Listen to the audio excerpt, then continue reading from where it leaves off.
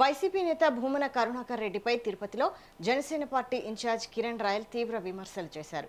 ఈ సందర్భంగా Bhumana Karunakar Reddy mind game ఆడుతున్నారని, గంజాయి కేసు నుంచి తన కుమారుడిని కాపాడుకోవడానికే డైవర్షన్ పాలిటిక్స్ చేస్తున్నారని ఆరోపించారు.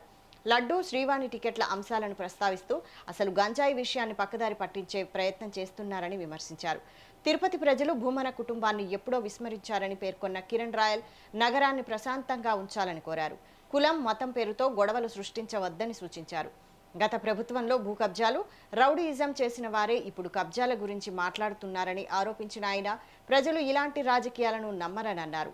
శ్రీవాణి టికెట్ల అంశంపై బహిరంగ చర్చకు తాము సిద్ధంగా ఉన్నామని కిరణ్ రాయల్ సవాల్ విసిరారు.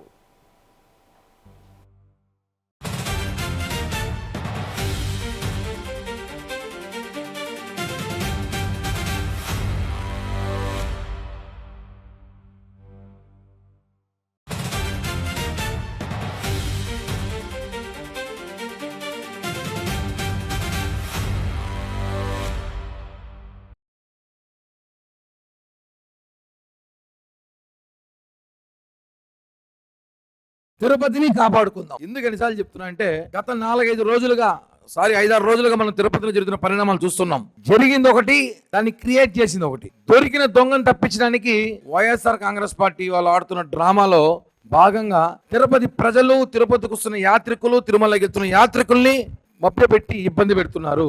ఇది వాస్తవం. ఇవంతా కూడా భూమన ఆడుతున్న ట్రాప్ గేమ్ వాస్తవం. ఎందుకంటే తిరుమలకి రోజుకి లక్షల మంది జనం వస్తూ పోతూ ఉంటారు. అన్ని రూట్లు మనకు తెలుసు. అన్ని చోట్ల ఇబ్బంది ఎలా ఉంటుందంటే, ఈరోజు ఒక గంజాయి దొంగ దొరికాడు. ఒక 8 కేజీల గంజాయి ఒక అతను దొరికితే దాన్ని డైవర్ట్ చేయడానికి అతని నాయకుడు ఎవడు? చిన్నబాబు.